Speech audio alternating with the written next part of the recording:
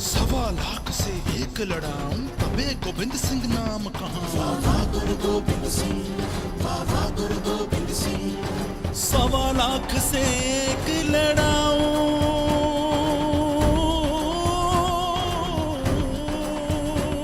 वाह गुरु गोविंद सिंह। सवा लाख से एक लड़ाऊं तबे गोविंद सिंह नाम कहां। वाह गुरु गोविंद सिंह, वाह गुरु गोविंद सिंह, वाह गुरु गोविंद सिंह।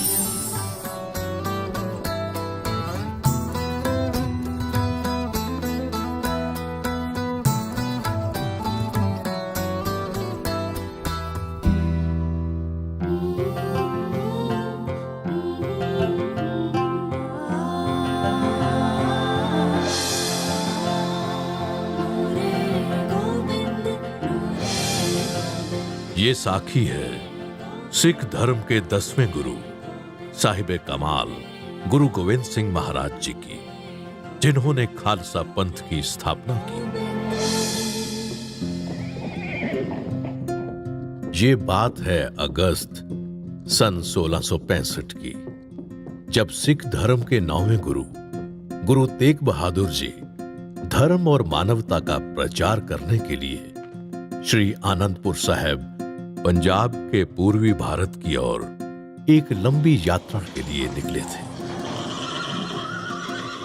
गुरु साहब अपनी माता नानकी जी, धर्मपत्नी माता गुजरी जी और उनके भाई श्री कृपाल चंद जी के साथ मथुरा, कानपुर, बनारस होते हुए मई 1666 में पटना पहुंचे।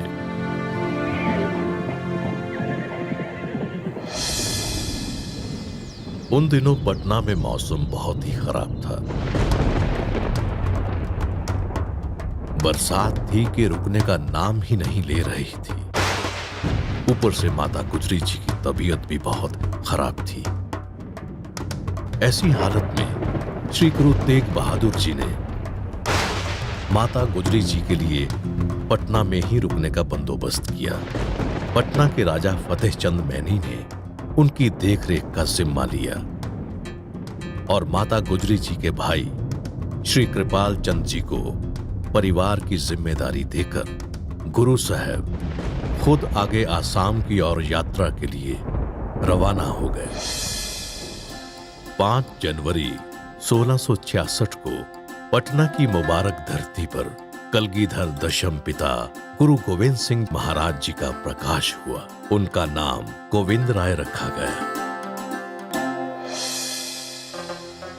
उनके जन्म के समय पटना से कई मील दूर करनाल जिले के एक छोटे से गांव थस्का में एक अनोखी घटना घटी।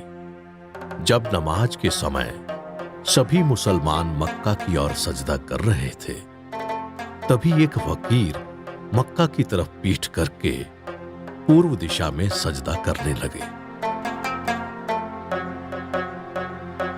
ये रब्बी फकीर सैयद भीकम शाह थे। फकीर को ऐसा करते देख उनके मुरीद हैरान हुए और पूछने लगे कि उन्होंने मक्का का अपमान करते हुए पश्चिम की बजाय पूर्व दिशा में सजदा क्यों किया।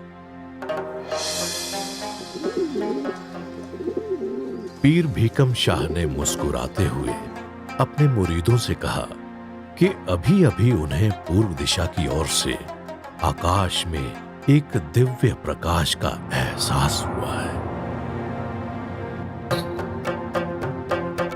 ये प्रकाश अलौकिक था। धरती पर एक रब्बी नूर का प्रकाश हुआ है और उस नूर से रूबरू होने के लिए हम सबको चलना चाहिए। फकीर की ये बात सुनकर सभी मुरीद पीर जी के साथ उस नूर की तलाश में चलने के लिए तैयार हो गए।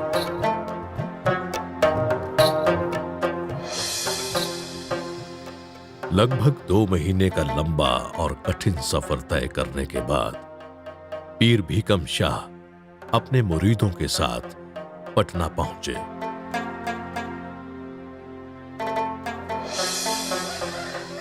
अपनी मंजिल पर पहुंचते ही उन्होंने सबसे पहले उस महल के आगे श्रद्धा से अपना शीश झुकाया जहां उस अलौकिक नूर का प्रकाश हुआ था।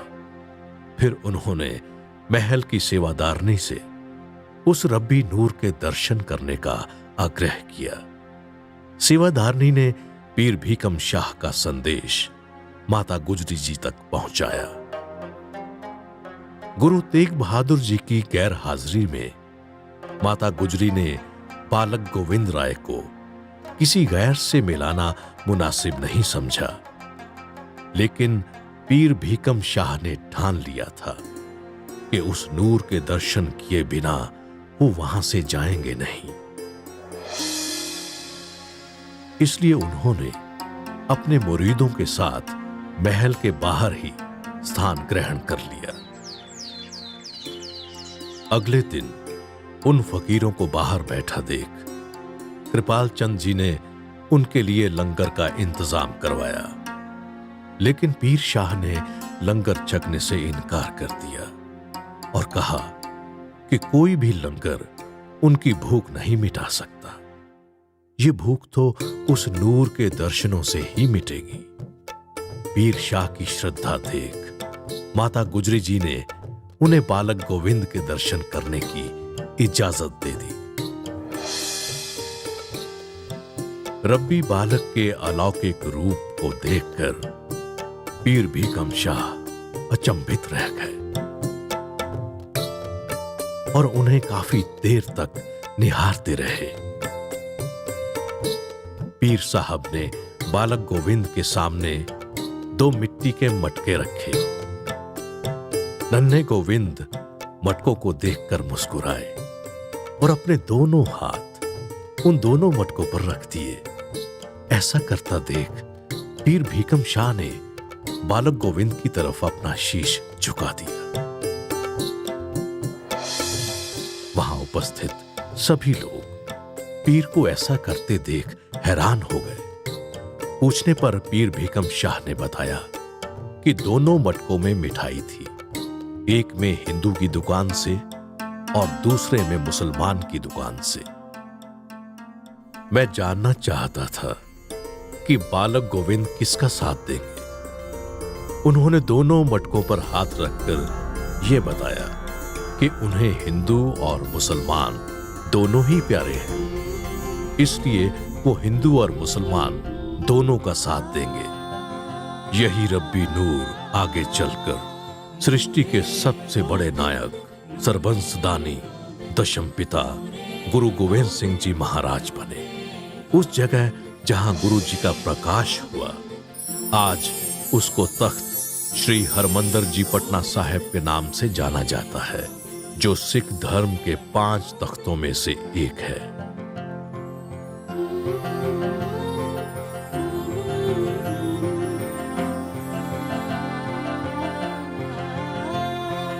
आज्ञा पई अकाल की, आज्ञा पई अकाल की, तबे चलायो पंथ। सब सिखन को हुक्म है, गुरु मान्यो ग्रंथ। गुरु